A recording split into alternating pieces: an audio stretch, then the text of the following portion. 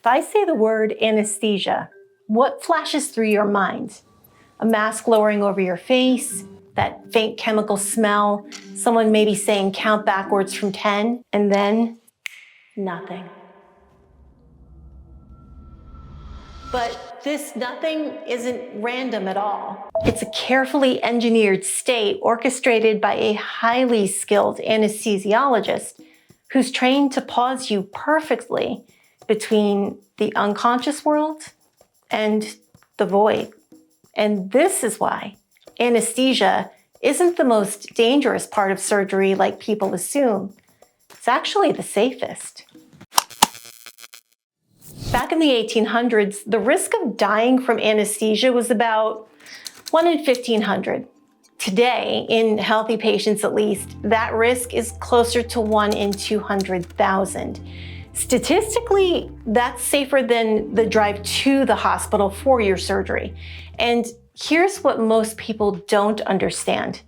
Anesthesiologists don't just knock you out, they monitor everything: your oxygen, carbon dioxide, brain waves, heart rhythm, muscles twitching, whether your eyelids are fluttering, keeping you balanced right at the edge between consciousness and nothingness. Nowhere else in medicine do you have a dedicated health professional whose only job is to stand guard over you from the second you drift off to the moment you wake up. I am the guardian of lost souls. I am the powerful, the pleasurable, the indestructible Anesthesiologist. Oh, pretty high, man. It's kind of like flying a plane through a storm. It's dangerous if poorly handled, but with proper instruments, constant vigilance, and insane levels of training, anesthesia becomes one of the most controlled environments you'll ever experience in healthcare. But this level of safety didn't happen overnight. So let's go back in time to 1846, when dentist William T.G. Morton stood front and center in a now famous surgical amphitheater in Boston and changed medicine forever. Picture it, a packed operating theater, more than 100 physicians and students crammed shoulder to shoulder in a room that's thick with candle smoke, skepticism, and anticipation. Morton steps forward holding a small glass inhaler filled with ether, a liquid most of the observers had only ever used to clean surgical instruments. On the table lies Edward Abbott, about to have a tumor removed from his jaw. Standing beside him is Dr. John Collins Warren, one of Harvard's founders. Morton lowers the inhaler above Abbott's mouth and nose, and he breathes in deeply. And his body goes completely still. And then right there in front of everyone, Dr. Warren begins the operation. He makes his first incision, then another. The patient doesn't scream. He doesn't even flinch. And the room is silent. And when it's over, Dr. Warren turns to the stunned crowd and says the words that would usher in the dawn of a new era in medicine.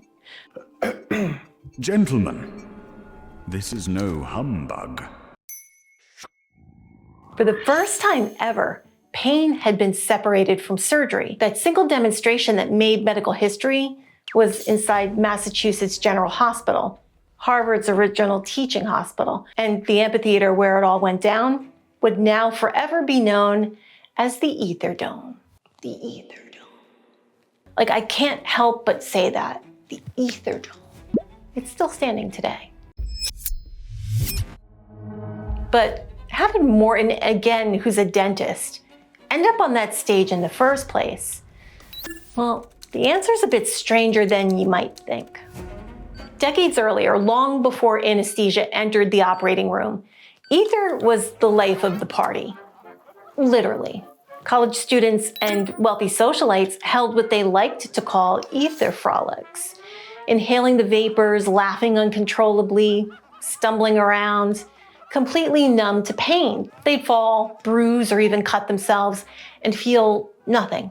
I mean, leave it to the Victorians to figure out how to hotbox the mansion. It was reckless, unscientific, and a little ridiculous, but it revealed something extraordinary. Ether could dull pain without killing you. Those chaotic gatherings planted the seed that would eventually lead Morton, who had a flair for showmanship, want to test it in a more noble setting. The operating room, darling. Where else? Within weeks, news of the event spread around the world. Surgeons raced to replicate it, and for the first time, patients didn't have to face the knife awake, or highly intoxicated, for that matter.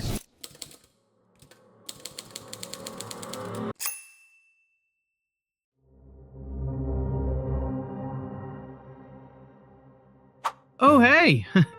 We were huffing ether at parties long before Morton showed up. It made us feel light as air. Honestly, not our proudest scientific contribution, but a fantastic Saturday night. I actually used ether for surgery in 1842. Successfully. Several times. I just didn't publish it until years later. Which, in medical history terms, is basically the same as not doing it at all. I used nitrous to pull teeth in 1844. It worked beautifully. So of course I thought, why not show the whole world? I set up a public demonstration. Packed room, big moment. But the patient cried out, people panicked, and suddenly I was the fraud of the century. One bad inhale, and my entire reputation imploded. Easily the worst day of my professional life. And here's the part most people don't know. William T.G. Morton? Yeah, he was my student. He watched everything I did. He learned the entire idea from me. Let's just say he learned a little too well, and conveniently forgot where he learned it. Look, I studied under Dr. Horace Wells. I watched him experiment with inhaled anesthesia long before anyone cared. And yes, I borrowed the idea. Inhalation, surgical anesthesia, the whole thing. But I was the one who stepped onto the stage in Boston. I was the one who arranged the demonstration. And I was the one standing beside Dr. Warren when he told the audience, Gentlemen, this is no humbug. Did I give Wells credit? No. No, I did not. And I know some people judge me for that. They're entitled to their feelings, and I'm entitled not to care.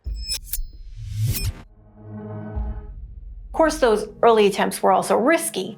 No monitors, no oxygen sensors, no dosing charts, just soaked rags, crossed fingers, and a lot of intestinal fortitude. Some patients woke up in agony, and others didn't wake up at all. Wait, what? So as fun as the 1800s were, let's step into the modern operating room where that 1846 discovery has evolved into one of the most precisely engineered specialties in medicine. Back then, anesthesia was basically DIY chemistry. Today, it comes from here. Carefully metered, temperature controlled, and mixed with other gases. Green brings oxygen, the yellow is air, and blue, well, that's nitrous oxide, the OG party gas. It's been multitasking for 2 centuries. Pain control in the OR by day and questionable balloon animal sidekick by night. And each of these hoses feeds into this, the anesthesia workstation. Basically, a chemistry lab on wheels. Inside are vaporizers that turned chilled liquid anesthetics into a precisely measured inhalable cocktail. The main players? Sevoflurane, the people's gas. When you want calm, sweet dreams, and maybe the scent of vanilla mixed with high school science fair gone wrong, reach for Sevo. It's like the Bud Light of anesthetic gases. Desflurane, the NASCAR of naps. Fast on, fast off, smells like victory and burnt rubber. Desflurane for when you want that quick on and off. No, literally smells like burnt rubber. Like you thought you were at Formula One, but when the lights came back on, it was really like a monster truck rally. Know what I'm saying? Isoflurane, old school, smooth, and somehow cooler than whatever came before it. Holding down ORs since the 60s.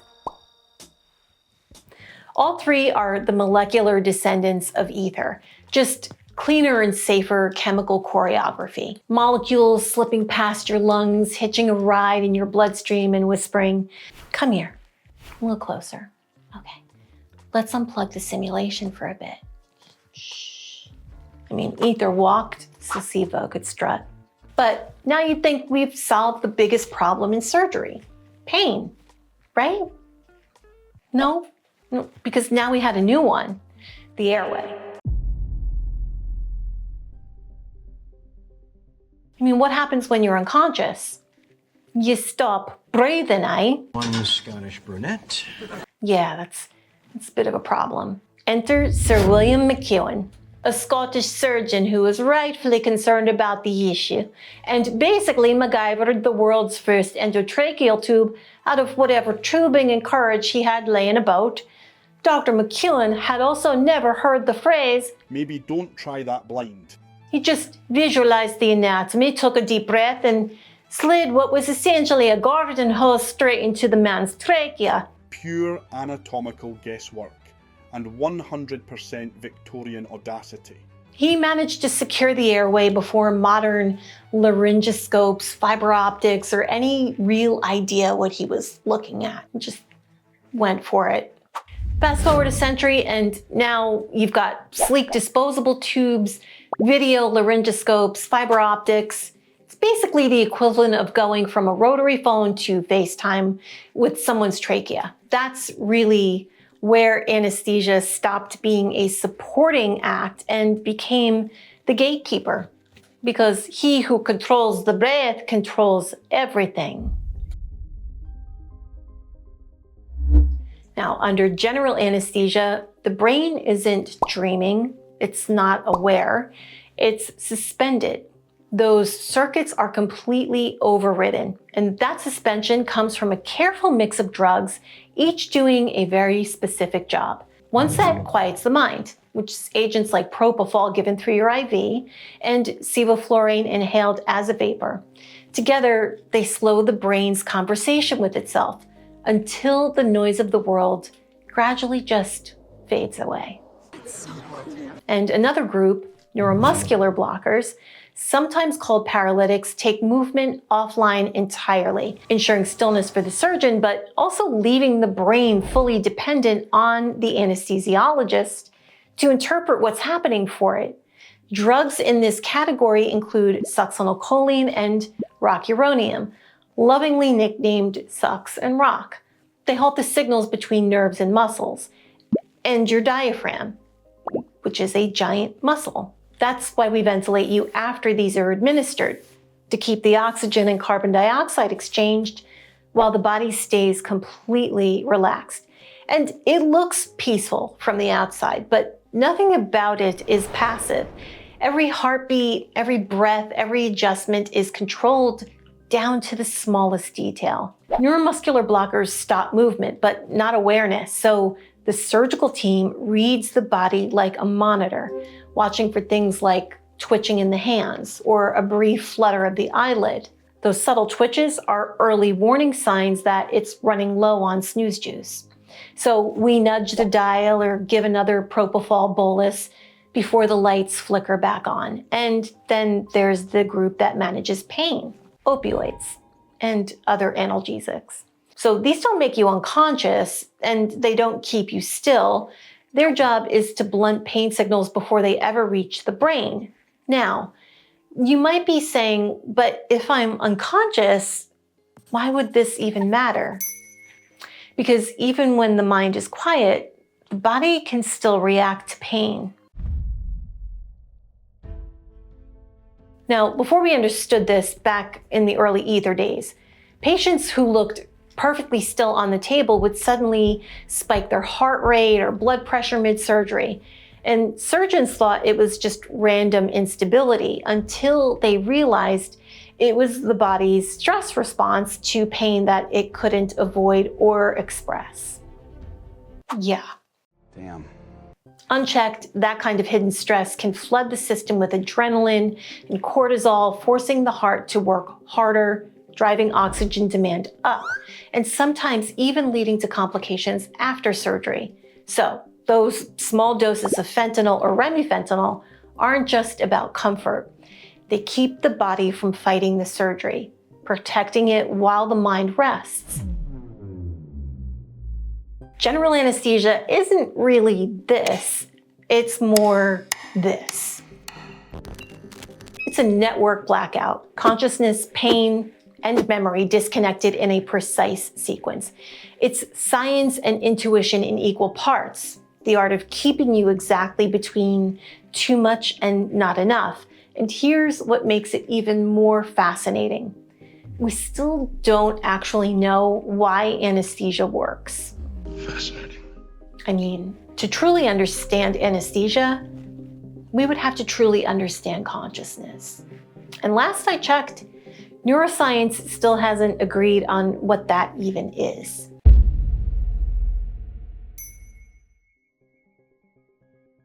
Is it the sum of electrical activity, a networked state between brain regions, something emergent beyond biology entirely? Whatever it is, anesthesia remains the only reliable way that we know to turn it off and back on again. You leave and then you return, unaware that for a brief moment, your entire existence was seemingly paused. And when you do wake up, it's like emerging and surfacing through deep water, a very slow re-entry into yourself. But not every anesthetic takes you that far under though. Since those early ether days, we've developed an entire spectrum between total blackout and complete wakefulness, each level tuned to what the body and surgery demand. At the lightest end is minimal sedation. So think nitrous oxide at the dentist or low-dose anxiety medication before a procedure. You're calm, awake, and able to respond normally, but your fear dial has been turned way down. A little deeper than that is moderate sedation, also sometimes called conscious sedation or twilight. You're sleepy, you might mumble an answer, and then immediately forget the entire conversation. It's often used for things like endoscopies or cardiac caths. Light enough to breathe on your own, deep enough not to really care what's going on. And then there is deep sedation, which is where a lot of twilight procedures actually live, especially when anesthesia is running propofol. So you appear completely asleep. You don't respond, and you usually won't remember anything. In most cases, you keep breathing on your own, though the airway may still need a little support. Maybe a jaw thrust or an oral airway, oxygen supplementation, but generally no breathing tube and no ventilator. Beyond that is general anesthesia, the full blackout. Here, anesthetics take over movement, pain control, memory, and breathing entirely. You're completely unconscious and your airway is managed by the anesthesia team from start to finish. But running parallel to this are the regional techniques: spinals, epidurals, nerve blocks, cutting sensation at the source while the mind stays fully awake. So each level has its place, and finding the right one isn't just about how much drug to give, but how deep to go. Too light and patients feel pain. Too deep and vital organs start asking to speak to a manager. That middle ground, that's right where anesthesiologists live, right between the stability and the chaos. And there's an old saying in anesthesia: it's hours of boredom mixed with moments of sheer terror. And it's true. Most of the time, it's calm. Until it's not. Still, for all of its precision and safety, anesthesia has spawned more urban legends than WebMD on a slow Tuesday. So let's clear a few of them up. Number one, you'll never wake up. So everyone thinks about this, but rarely says it out loud, that you'll kind of drift off and simply just never come back. And it makes sense. Hell yeah, it does. You're handing complete control of your body, your breathing, your awareness to someone you just met. But what you don't realize is once you're under, an entire team is watching you second by second. Anesthesia is basically the quintessential helicopter parent of the OR. If anything starts to look like it's truly going off the reservation, they catch it well before you ever really be in danger. So while the idea of not waking up feels kind of like falling off a cliff, in reality, it's more like being gently carried across a bridge that's hooked up to more monitors than you can shake a stick at and reinforced with titanium the entire way. Number 2, you'll feel everything but won't be able to move. Now, that terrifying idea is called anesthesia awareness, or what clinicians refer to as intraoperative awareness. This is when someone becomes conscious during surgery but can't move or speak to alert anyone. In general surgery cases where neuromuscular blockers are used, it occurs in roughly 1 to 2 out of every 1,000 patients. So it does happen. But even when it happens, most people only recall sounds or faint pressure, not horrific acute surgical pain. And reported cases almost always involve high-risk or emergency surgeries, trauma cases, cardiac cases, obstetrics, where anesthesia doses are purposely kept lighter to protect unstable patients. Today's tools like BIS, which is brainwave monitoring, end-tidal gas tracking, and real-time hemodynamic data make true awareness incredibly uncommon. And when it is reported, it's investigated seriously, not brushed aside. It's also worth noting that some procedures like cosmetic or endoscopic surgeries are intentionally done under lighter sedation. And in those cases, drifting in and out, or maybe you're remembering snippets of conversation, isn't a complication, it's expected. The key is that you're comfortable and not in any pain. Number 3, anesthesia is just like sleep. Not even close. Sleep is an active, restorative process that your brain cycles through every night. REM, deep sleep, dreaming, repair. Under anesthesia, your brain isn't cycling through anything. Those normal rhythms flatline into a different pattern altogether. One that looks less like sleep and more like a controlled system shutdown. You don't dream, you don't process memories, you don't drift in and out. You're placed in a reversible state of unconsciousness where awareness, sensation, and memory are disconnected on purpose. So when people say they put me to sleep, it's really shorthand for what actually happened. You're not sleeping, you're temporarily offline, and the anesthesia team is the one holding the reboot password. Number 4, the anesthesiologist just puts you to sleep and leaves. Also, absolutely not. If anything, anesthesia is one of the most hands-on specialties in medicine. From start to finish, every aspect of your physiology is being watched. The anesthesiologist isn't just there, they're everywhere, watching 6 monitors at once, interpreting waveforms, anticipating what your body will do next before it even happens. It's one of the few roles in medicine where you don't see the work being done, but you're alive because of it. So, Top Gun Maverick was a love letter to aviation. The Fall Guy was a love letter to stunt performers. And this is my love letter to anesthesia, to the invisible hands that pilot your brain and body safely through surgery. You might only meet them for a few minutes before everything fades. Quick smile, a reassuring voice, maybe a hand on your shoulder, and then they disappear into the background, keeping you alive and pain-free, while the rest of the room usually gets all the credit. And when it's over, as your eyes open in recovery, they're already heading to the next patient, who will also never know their name until the anesthesia bill shows up. Then you will become intimately aware of what their name is. That is another video.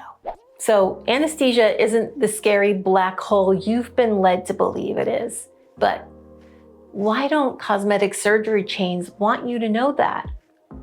Watch this next. Oh, and by the way, I'm looking for an editor. So If you made it this far and you happen to be an editor or know an editor, information's in the description. Call me.